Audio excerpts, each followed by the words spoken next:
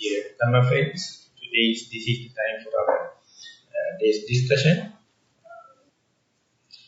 Most of you know the nature of the discussion we are going to have, so not necessary to have an introduction. So I cordially invite any suitable questions or statements or any topics pertaining to our meditative life. Vanaya. I have a question. When I go deep in the meditation and I come to so-called no pain, no pressure area, my body tends to lean to one side drastically, and then I feel a little uncomfortable, but still I keep on meditating at that moment. But when I come out, thinking, but then I get the breath back.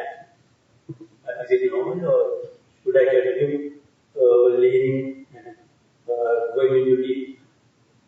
This is normal as well as abnormal. This is the time body come to its own natural pace. So usually, I will give you an example. When we go to Kandugoda for the first retreat, there was another senior monk came with a video camera, and he told all the 10 days he wanted to do video. Then I told, because he has taken the permission from Kandugoda sector, we are visitors. Then I told, I don't mind, but don't take me for the photos. You can take from the camera from here, you can take it. Then he told that we would like to have you. Then actually I am not being exposed so far, so therefore don't make it a problem for me. So then what they did was 1 or 2 days they wanted to get the sound and this thing, but it was not happening nicely. But ultimately it happened to me to have a discussion with the meditation group together with the Kampa babysitting. And then I told him, Mante, I don't know that you have given permission for the video footage, but I personally don't like it. Therefore, please excuse me. I asked not to film me. What? Have I given permission? No. Then he told the team, you see, have you people given permission to film you all? Did you come here for filming, acting or drama? Can't you take the same decision like Dhammajiva? Each one asked, don't take me. That's enough. And then he started like he told, as far as the camera is, you are something like this. But mind you, that is not meditation. When you are in the meditation, definitely you are real. When the meditation comes into the real form, you have no senses. Your connection to all the senses gone. So therefore, body comes to the natural form. That is not the what you like. That is not the what the people also like. But that is what the really, you are no more. The ego is no more. So therefore, mind you, all the photos, everything is just posing. That means they are just making the makeup. So therefore, that is not the meditation. So therefore, we have no concern. I have been in Colombo for 40 years. I have never gone for any radio talk. And no one go for anything. So no one gave permission. So why don't you also take the same decision like him? That was there. The point is, he is one of the senior masters. He says, when the meditation is going, meditation is happening, you are no more. So make that sure. So if you wish to explore into that, daily mind you that is going to happen. Daily you are either be falling forward or backward or shaking or whatever going to think happen. So when it is happening, it is never happen all of a sudden. It's slowly going to happen. When it is, now you understand the collapsing of the body, collapsing of your posture, it is becomes relaxing. And again you become tighten and again relaxing. When it happens, keep the eye, keep the attention with your mindfulness. Are you aware of it? But there is a something, philosophy or the knowledge known as body knowledge. So whenever the body comes to know, the body knowledge itself is making some arrangements. That is happening without your intention. When you come to know you are lean, body becomes all of a sudden erect. That is, if it is happening without your intention, you have no commitment. But if you are doing, your mind, you are disturbing the natural process. So therefore, don't make conscious decision. Let the body to be as it is. And you are just a neutral observer from the outside. Say how much we are acting in the society, how much we are living on others' eyes. You are all the time the posing. And whenever you go on unconscious, when you go on sleep, at the deathbed, that is not the thing you expect. The complete situation goes beyond. So that becomes a severe shock for you, but in the meditation that will be rehearsed again and again, how much you are acting. So whenever you go beyond the social level, society, and go into your solitude life, your acting slowly reduces because there's no one to observe. Audience is no more. Then the body becomes natural. And then only we are living. Otherwise, we are, whether like it or not, we are actors. Sometimes double action, sometimes triple action. And in a single life, how many actions? The Western Zen Master says, each one's drawer have 18 odd number of masks. When a good visitor comes, you put the mask with a full smile and yes. But if a person going to ask for a loan or something, you know, you are very poor. I am also in a hardship and all the kind. This is the way. Then when you are going to count the number of masks you have, you can see how can we see things as they are. The becoming socialization and the civilization, the signal point itself told, makes so much of repercussions. The civilization itself. And that is why so much of cancer, so much of tension, so much of everything happened. But the Buddha mentioned, even if you are amidst of all thousands of people, if you are mindful, you can understand how much you are torturing yourself in order to stand on ceremonies. When the things happen, you have to act like. So ultimately, that is not the nature. It is costing. It is burning the candle on the both ends. So you have to be natural.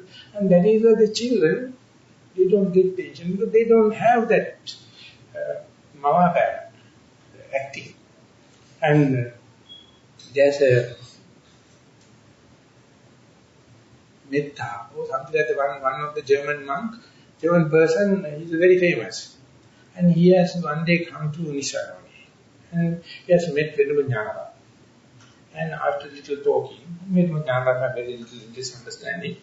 And he has asked Vanaya, one day I feel someone magnetized you, attracted you. I don't know, I'm sorry if I'm doing a mistake or something like that. I feel like taking a photo. I don't know if it is, you take it.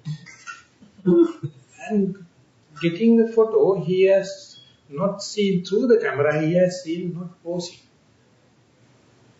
He never posed for a photo.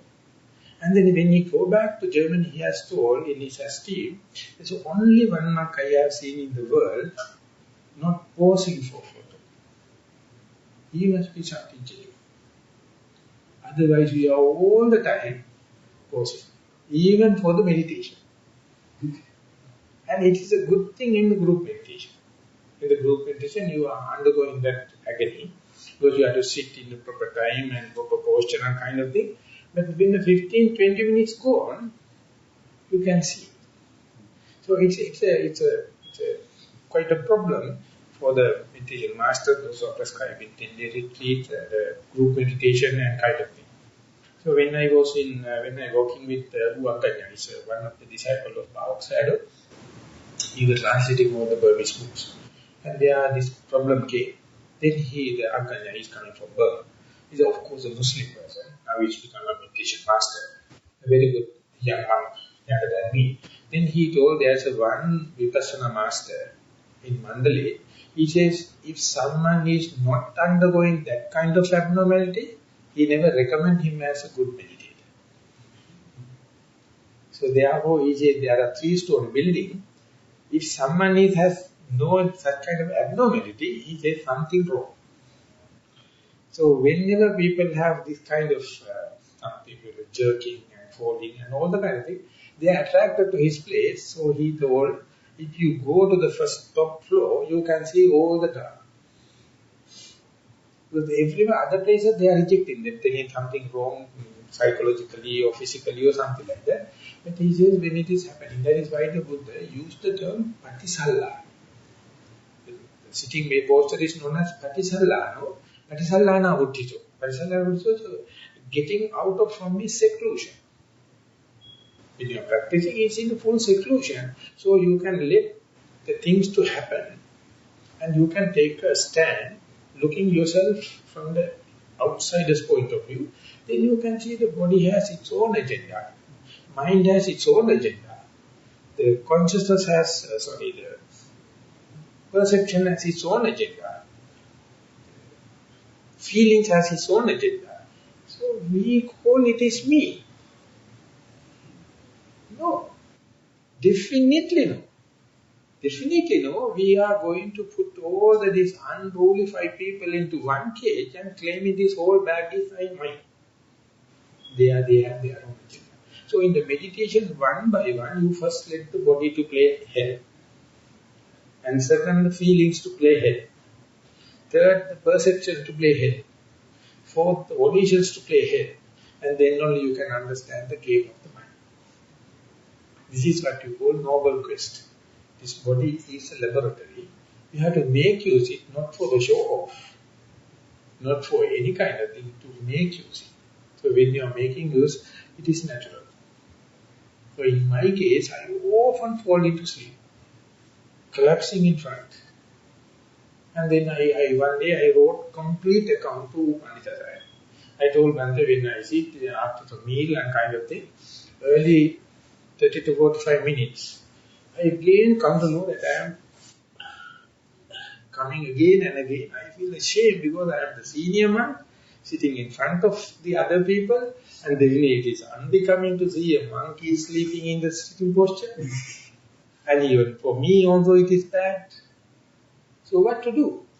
Because I went to Burma not to show off others, if they are anything to get it. So what I did was I write complete account. Then the Sayadaw asked me, after this falling and dropping and kind of what happened, then I was coming at clarity for 30-40 minutes and completely it is given.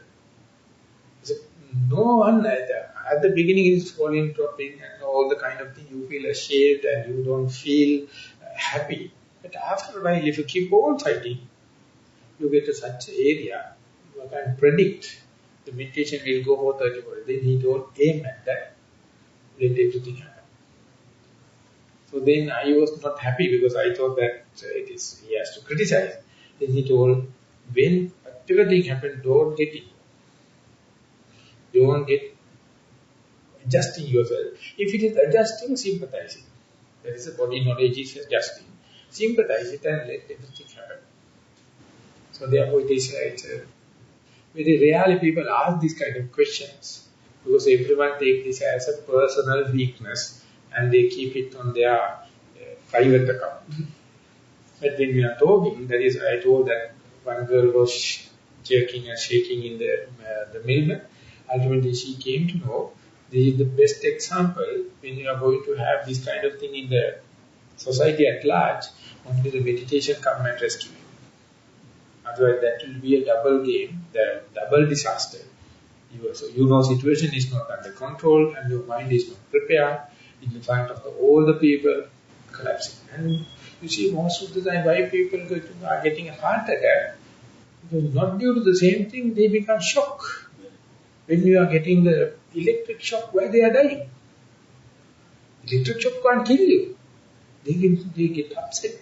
When the snake bite happens, why people are dying? Because they get such a shock. And when someone going to say you are going to get a cancer, collapse. The cancer can't kill you. Definitely no. They are not a thing. They are a gradual process. But that shock, that's why you have to understand this is completely beyond control. So when this happens, do it in a piecemeal basis. Little by little by little, you have to incorporate it. That is how your personality, your immunity, your tolerance is increasing. The Buddha develops so much of things, not in this life. throughout the whole this thing, you can understand in the Jataka stories how much he accumulated. Each and every mistake, each and every misunderstanding, each and every misinterpretation, he imposed upon him and tested. And at even the last life, when he was doing these ascetic practices, that if you wish to read this to the Nissarana Sutta, it is not decent to read the things that have happened. And they is recorded because he knows that otherwise people make fuss out of that and wrong interpretation. He says, these are the things I underwent. And then only he came to nothing, you have nothing to worry because I told you this is the middle part, you are going to the sides, this is going to happen. So therefore, it is been really cut off. So when Jnanarama going to say, Bahunnam vataso bhagava, sattanam dukkha apahatta. By the enlightenment of the Buddha, he cut off a lot of unwanted exercises of the many because he marked this is wrong. And Bahunnam vataso bhagava, sattana sukha upahatta. He brought so much of unknown happiness to the human existence by indicating the middle path, least frictional path. So therefore, by associating him and reading him and encounters happen, you understand not only the words, but his mere being itself is an example. So what we know is a very, very little, small fraction about even ourselves. I used to make a statement. You also may not be happy when I tell you like that. Because when now I am almost 60 years and being a monk for 30 years, so we have a distance with the females. We are not much associating with the female because that is the way the Buddha is mentioned. So I am coming from a family. I have 6 sisters and 4 brothers. So for me people, there is no males and females. We are playing together. But as a monk, I have to keep the distance. But some of my old girlfriends coming and telling, I am very conservative. Earlier I used to play with them and all the kind of thing. So therefore your knowledge is half. You don't know about and because you have no association. Then I told you, mind your own business. If you understand the Bhikkhuni Vibhaka, if you understand the monastic code regarding the female, you female do not know about you, the thing we know about, because Buddha has given a complete prediction, complete opening. If you wish, read it. You can understand the way the Buddha has given, what the females are, what the kings are, what the ministers are, what the males are, what the monks are. So clear. So therefore don't think that we are cut off from that. We are much more know about you people because Buddha has given out of his omniscient knowledge. You are talking with your limited carnal knowledge. So therefore, for me, as far as I am concerned, this whole body is for the experimenting. I put all the difficulties and all the facilities and see how it is performed. And some people say it is not good for a monk, the unbecoming to go for this kind of hardships and the luxury. Then I don't know. If something will happen. It is my opportunity to observe, putting the body into this situation and see how it is performing. Sometimes it is very emotional. Sometimes it is straight. Sometimes it is conceit. So at the first, second incidents, you are missing the bus. But it is going to happen again and again, you can see. And that is the benefit, that's the blessing of being a monk, being a human. To make you this body, don't have a image that it must be like that. It must be like that. Only thing assurance is everything is transient. Whatever you are going to think, it will never happen.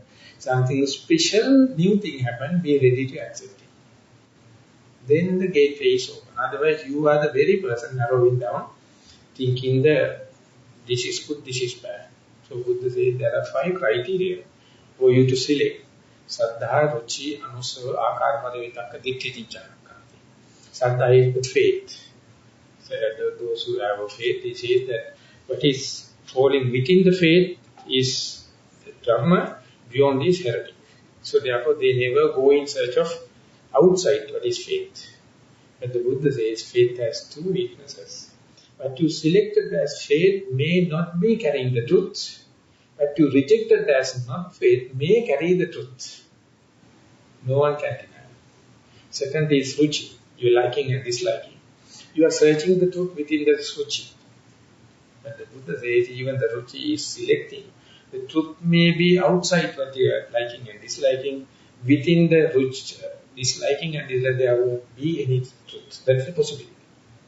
And sutta, what you learn from your teacher, what you heard from, there is also yet another flashlight. It is focusing on one limited places. Within that place, the truth may not be, but outside that it can be. And akara parivittaka, you are rationalized deductive knowledge, also may be focusing to some, highlighted some parts, within that truth may not be. And the ditthini janakanti, but you have accepted your pet ideas, and you penetrated and see, this is the truth, this is the area I am accepting. Buddha says that it itself has the same meanings. So therefore, by rationalizing, by thinking, no way. Whatever what we can do is we can limit our knowledge. It is always narrowing down, stereotype. But keeping open to anything, even the Mara can't tackle you. Even the evil one can't tackle you as far as you keep the gate open. That means you are adjusting yourself for whatever going to happen. And that is the best. That is the best terminology for a yogi. So they will let the body to play hell. But you have to have faith to progress in meditation. So that is why later in the question that the youngest in the discussion, he says, Bhante, if you are rejecting the faith, the liking and disliking and listening and rationalizing and kind of what the way you want to prescribe it. Then the Buddha says, put into the faith, test your liking and disliking, test what is out coming from the sutta, and then go for rationalizing and penetrate into that. And then again go back to the faith, let it rotate. The Chunky Sutta, if you are reading, it is giving such a mechanism, foolproof. It's a foolproof system. And when you are reading, understand the omniscient knowledge. It is not just the two links. It is rotating, encircling everything, starting from the very what is given. What we have for the moment, that's enough. Nothing. What is the name of the sutra? Chunky, number 95 in the Majjhima Nikaya. And even with Bodhi has given a good explanation, I think good. But when you are practicing only, you come to know how much we are narrow-minded due to the Saddha, Ruchi, Asara, Parivittaka. And if you are going to meet that kind of people, best thing is to avoid such people. Don't make antagonism with them because they are venomous. Don't let them know that you have cornered them. But never go for association. Mind your own business. Go and associate trees or rocks. Better than this kind of people with so much of faith base, so much of liking and disliking base.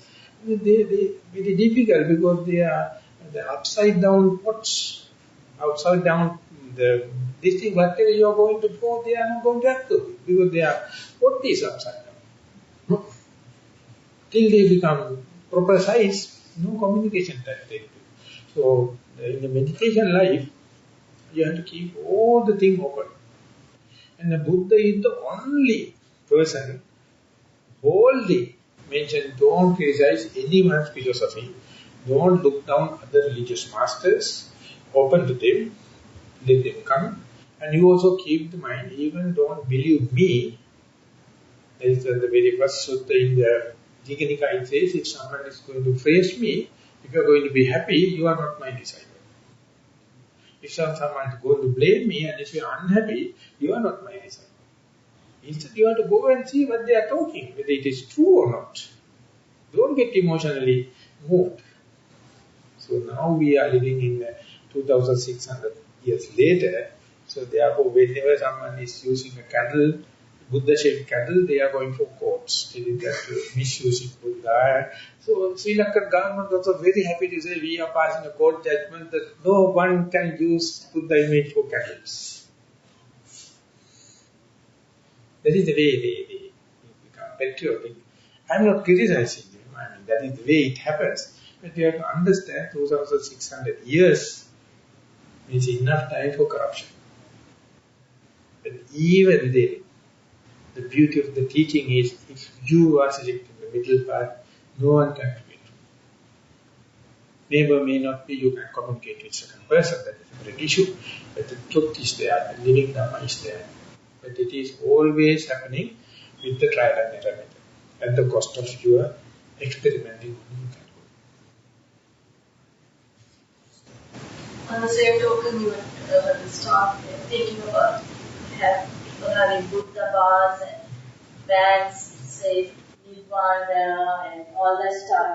As Buddhists, should be talk. Just let it go. So what is it? It's a question or statement? I mean, you see all these inappropriate places named Buddha bars and Nissarana, all this stuff. I know the Buddhists are very, there are very conflicting people. People of other religions, they have protection and all that stuff.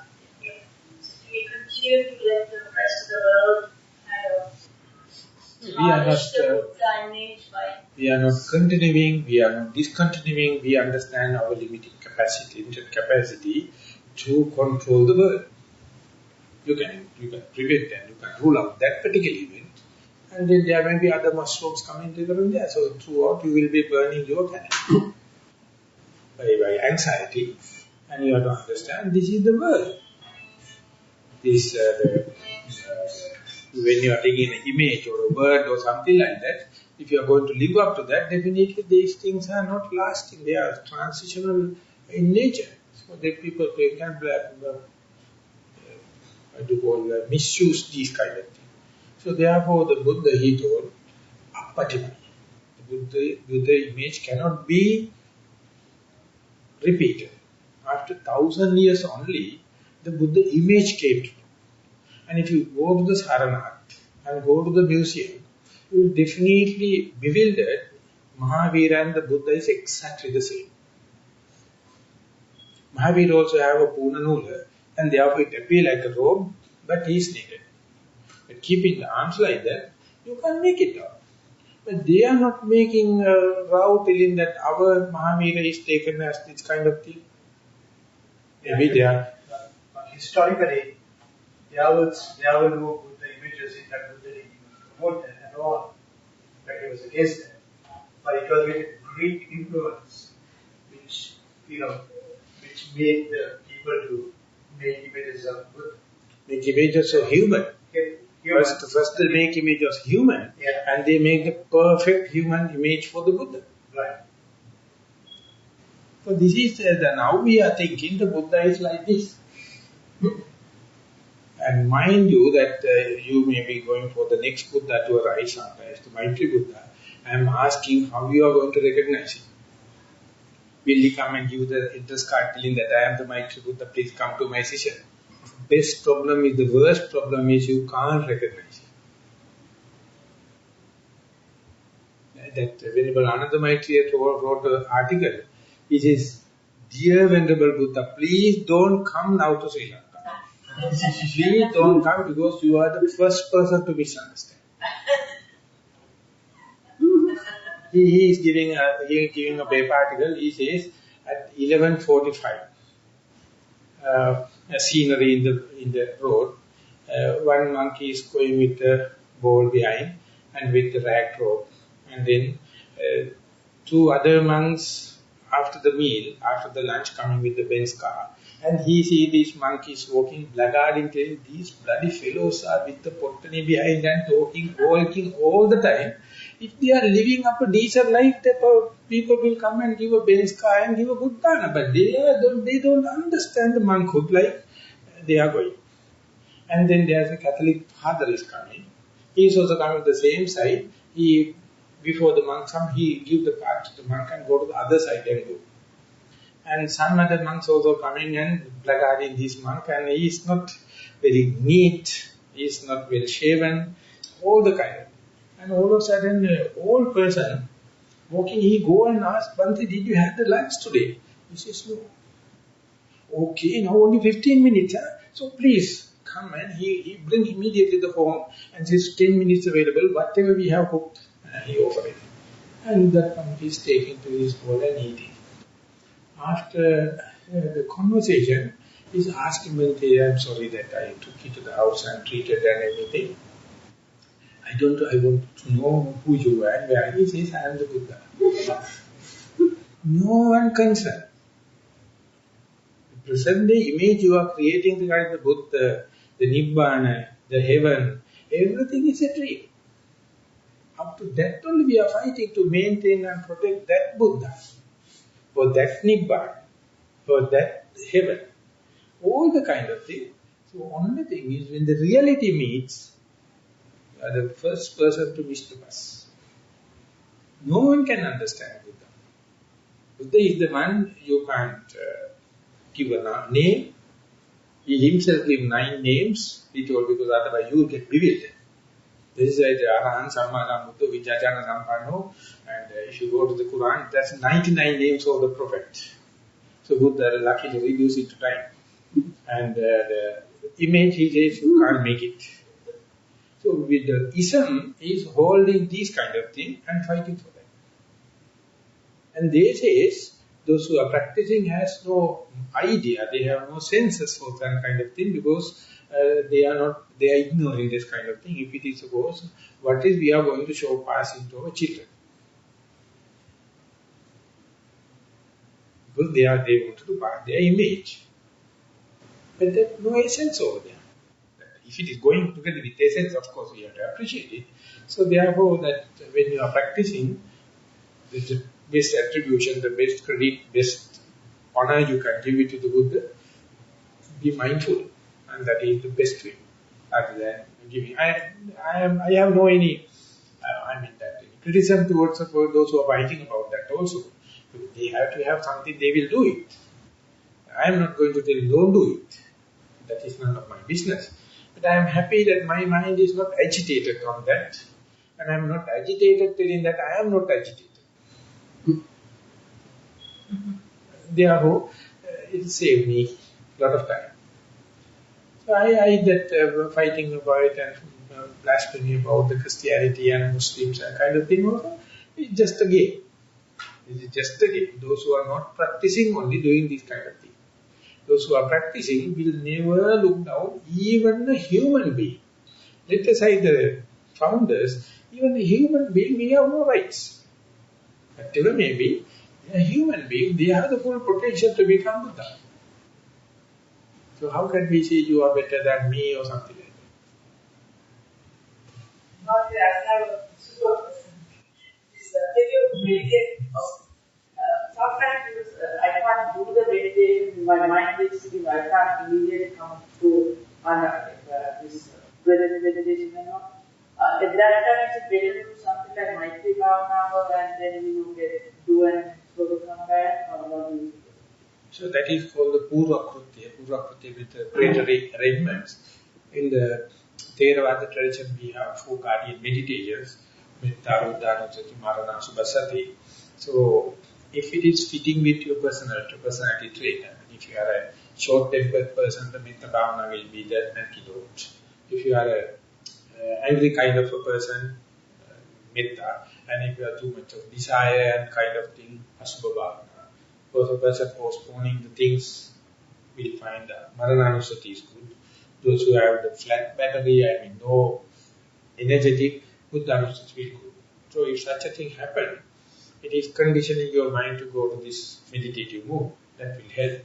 But for me, many people ask me why I am not teaching this or the 4 guardian meditations. But specifically in the 10-day retreats, we have no time. But to sum up everything, I would say do a good walking meditation. Walking meditation is the best thing for you to practice. And the other thing is I find finding fault with you, all people, you are talking too much. Socializing too much, so how the mind can come? Whenever you get up, you start talking each other and familiarizing. So I feel we can't get meditative atmosphere unless otherwise we go for a residential retreat. Over there you feel you feel it is not the place to socialize. So my teacher, when I was in Burma, he told, for an experiment, just before sitting, walk for 5 minutes and sit, mind keep on chattering for 10 minutes. For that 5 minutes. I would have told like this and I would have answered like this, and inner chatter going for 5 minutes talking, the inner chatter go for 10 minutes. So therefore, this mood, getting into that mood, itself is common sense. It is not taught by the Buddha. And by giving the value for time only, you have to understand it.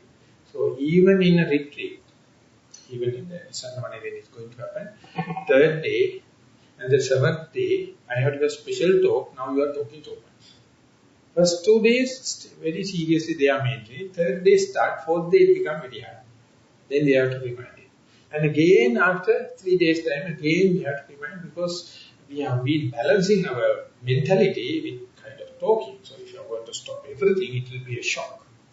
We can't take it. But the thing is, the inner chatter and the outer chatter has a reciprocal thing. But even then, if you find kind of a metta bhavana kind of thing conducive, calming down, no harm. But the only thing is, don't take more than 15 minutes for that. Because our magnetic power in the sitting session is usually 7 to 25 minutes. Within the 35 minutes, if you are not going to get the primary object and get into concentration, it's a failure. So out of that 35 minutes, don't use more than half for the preparatory practice. Whatever may be helping for you to 5 to 10 minutes, no harm. But immediately you have to understand the situation, calm down, and then introduce the primary object. You can go. The example given is that in the early days, the harbors are not so deep enough, so the long voyaging ships can't take it to the seashore. What they do is, they make a little harbors. First you have to get into the boat, and from the boat you go to the ship. From the ship only you are going to go. The guardian meditation is like a boat.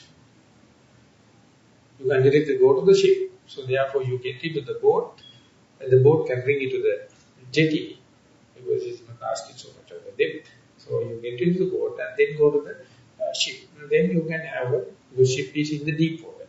Like some people can't directly get into the primary object. So therefore it is a long time to learn what is the most guardian type of meditation you need, or kind of walking meditation. So these things differ from person to person. And morning time separately, evening time separately. So there are some, it says the warming up of the body. Warming up. If it is not warming up, you can't do sports. And in the barn, for the milking also, before going to the cow, there are some preparations for the cow to make ready for the milking. So the cowboy goes and clean it and wash it under with hot water and apply some coconut oil, and all the kind of thing makes the milk available. Otherwise, all the time, anytime you go there, no milk. And in New Zealand, I have seen, they have given the time. So when the time happens, all the cows get lined up and go to the milking yard. Yeah, so organized. At that time, they are prepared. They are ready for that. At the time that even you fix the machine, no milk. So likewise you have to, and when asking, when Jnanarama used to say, if you have a regular timetable, the time, the biological clock itself is give a sign signal, now it is your sitting time. And at that time you get when you go to that sitting place, you get the mood. So that's the advantage of having a regular timetable. That is very difficult to have a regular timetable for in the daylight. It is said to part that if you do it, like, I can do for 35 minutes, 40 minutes right now, and then even after their session, I kind of had to, like, after about 40 minutes, I was I had to change my position of what. At the beginning, you may try with the changing of position, Or otherwise, if you come to know that I have only 35 minutes or 40 minutes, the one thing practice whenever Jnanarama was used to say is that after sitting, after walking, you come and sit, and you can guess today there is no much of other issues. Today also I will get 40 minutes. If it is so, make a determination. May I sit today for 45 minutes? So now at the 40 minute time, the body started agitations at the mind. And therefore you are remembering back to your determination and try to keep 43 minutes, 44 minutes, like little by little. And then one day you will come and see 40 minutes, 45 minutes become average. And then determine for 50 minutes. Like that slowly, increasing the time. It's a matter of quality and quantity. At the beginning you have to just see quantity. You are sitting. Then only the quality can come. So you have to train the body little by little in the gradual process. And for that, walking and sitting, the group meditation is very good because you not feel like getting up and go. You are being regimented. You are being given there. So that is why many people do not like group meditation, because they have to get committed to sit. So it's a kind of a way Mahasi Sadhu has introduced in this group sitting. Even the Goenka system is, they are more stern, I think. They have to sit 1.5 hours. Very strict.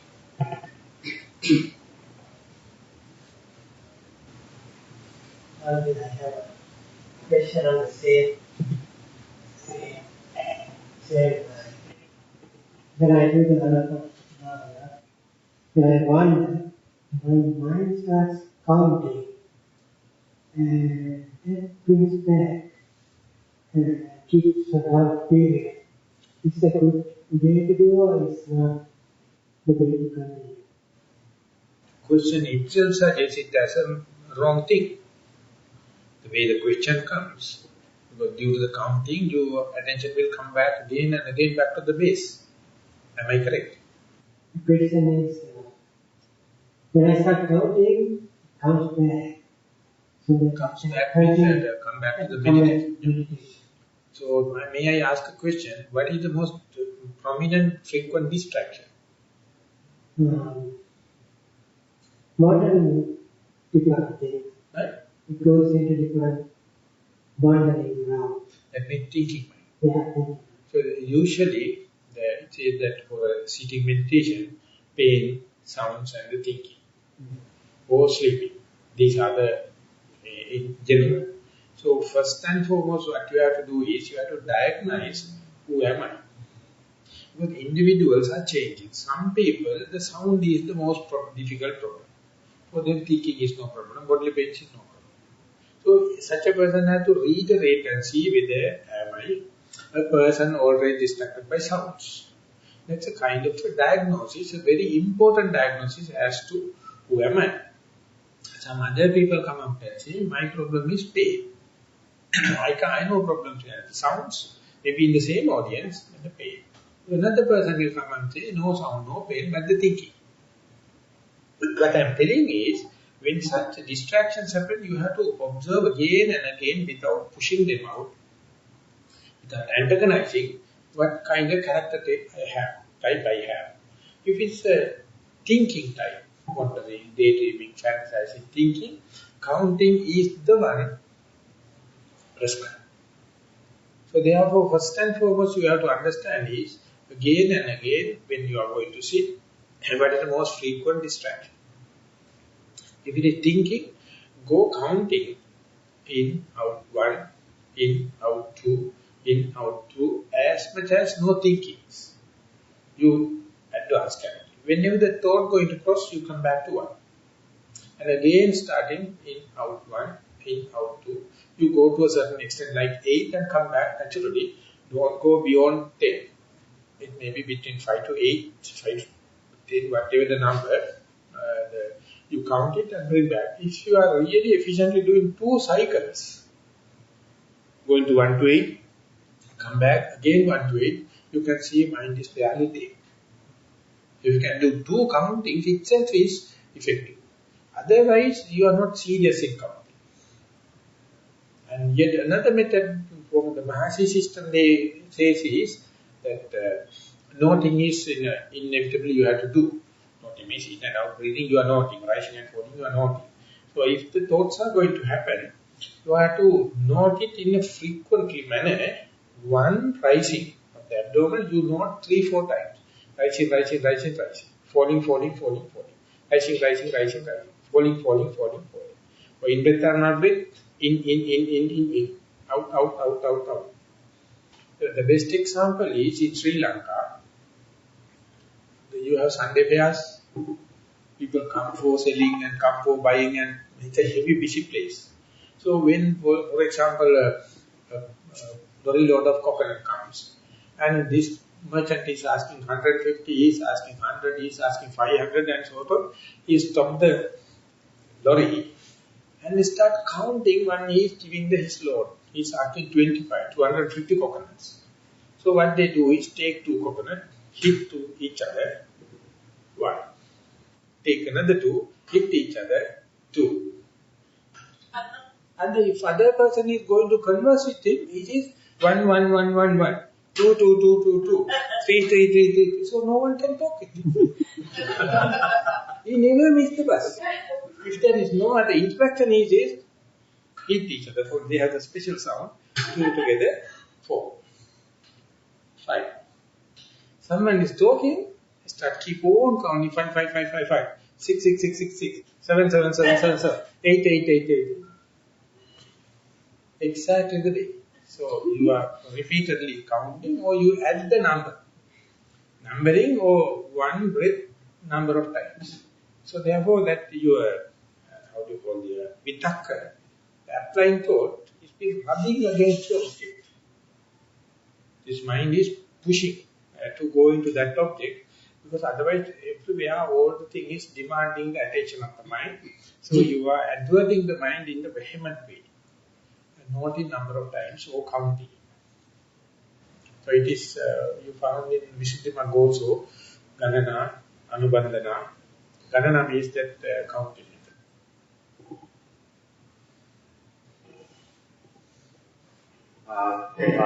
Follow the same line of question about the counting. For those like me, and I believe many people, they are very active in mind. Breath counting sometimes becomes too simple because we only see breath in and breath out.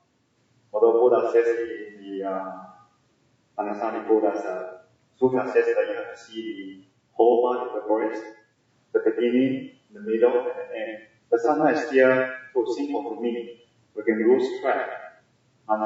Is there any way we can make more sounds or might be anchored more firmly as a kind of breath counting? Or observing or mindfulness of breathing. So if you are following the Anapanasati Sutta, first the Buddha talk about the microclimate and the microclimate, you sit comfortably, go to a forest and all the kind of thing. And then Parimukan Sating Upatapetta. To keep the mindfulness only as the driving force. Not the faith, not the energy, not the concentration, not the wisdom. Parimukan Sating Upatapetta. Sati is the, mindfulness is the main thing.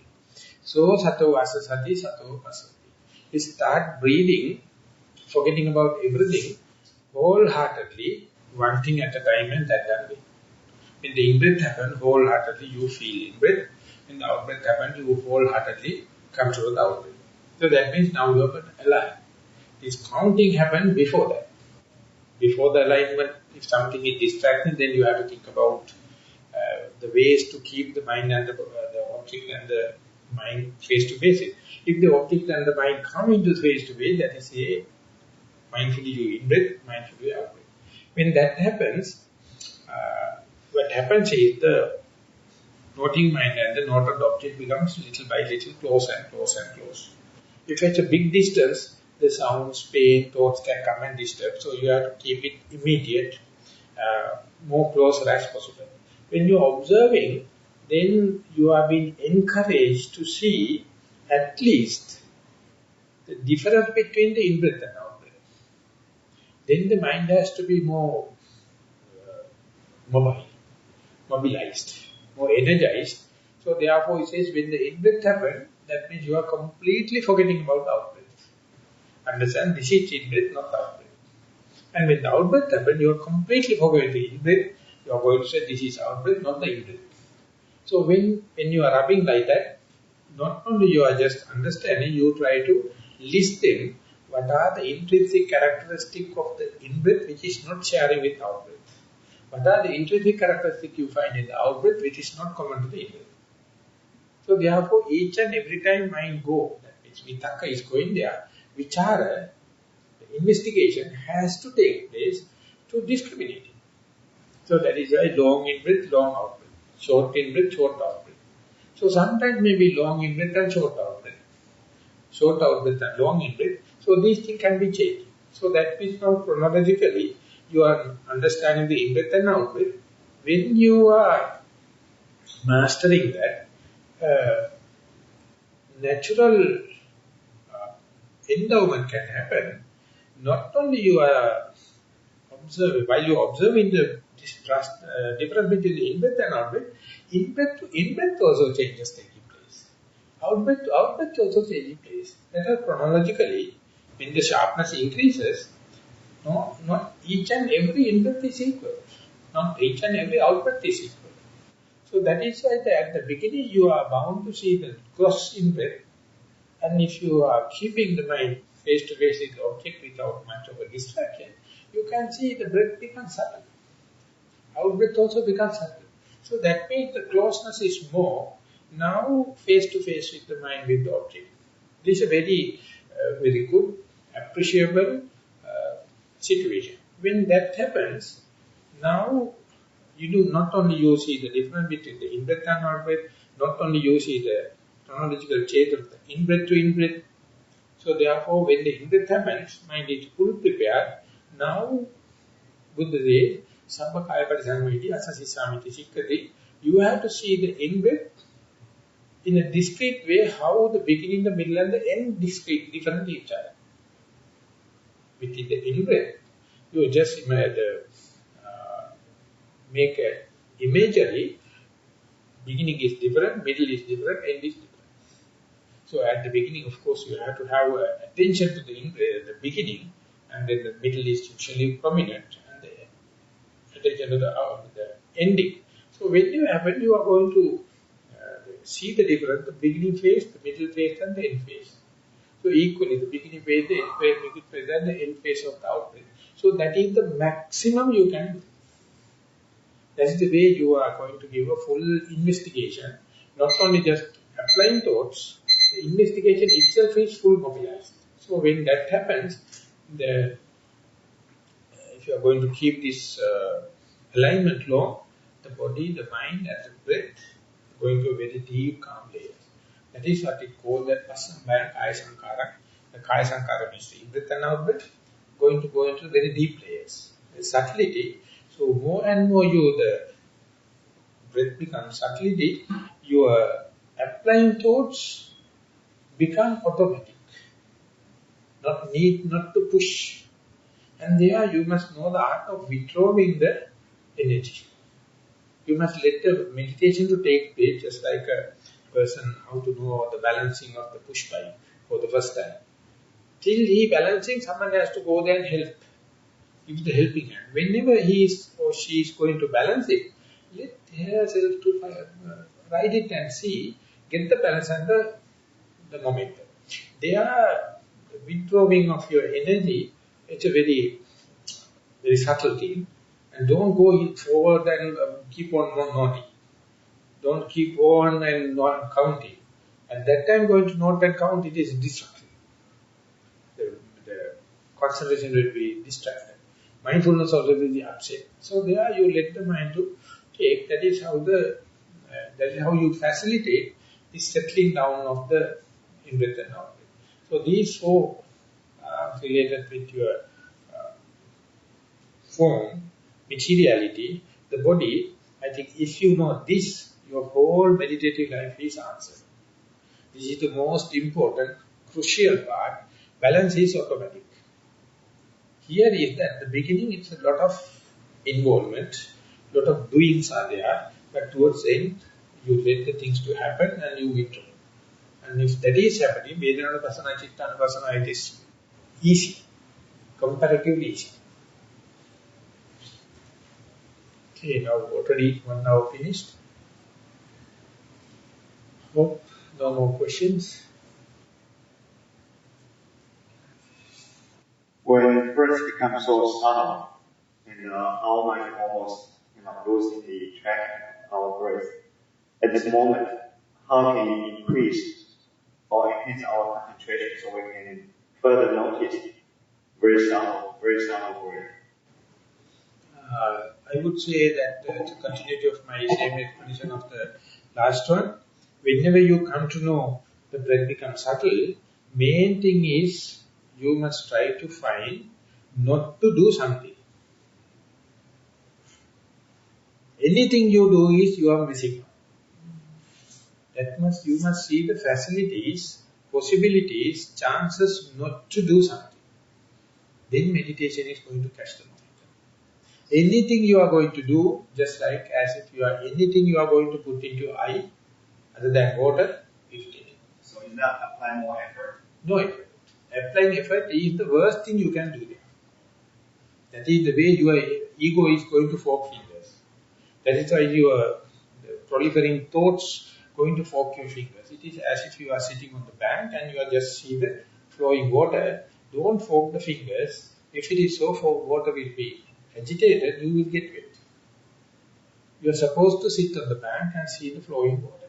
That is how you are letting the meditation to happen, from doing to happen. Or in the modern language you can say, you can put the plane autopilot. And the pilot itself says, up till the plane come up to 100 feet above the ground level, you must not put into autopilot. The captain must answer that. But after it is taking 100 feet, then onward, he has the option. He can go for autopilot. So, then only, categorically speaking, meditation happens. Till that you are doing something, you are fighting. You are not riding the bike, you know how to balance it. Once the balance comes, that is what you call meditation. Meditation is something happening rather than doing. As far as you are doing, you are in a dream. You are in a game. Definitely there is no other way. And there is no the way to learn the bicycle without doing trial and error. So therefore, more and more you practice daily in each sitting, you know, start with how fighting and how let go. How fighting start and let go. So therefore, you become master about ABC. That is called beginner's mind. So we are daily practicing beginner's mind. So therefore, wherever you go, out of all the scraps, you know how to get out. Don't worry about the big formulas and the big Vipassana jnanas and Mankapala jnana. They are all nothing but hallucinations. They are just mental formations. Just let the natural thing to happen. So they will come when the time happens. Okay? Thank you very much for participating. So we will be meeting here after 1 hour. That means 3:30. Now it is 2:30. 2:30, 3:30 we have a walking hour, and 3:30 we are coming and meeting free. We are meeting here for 1 another city.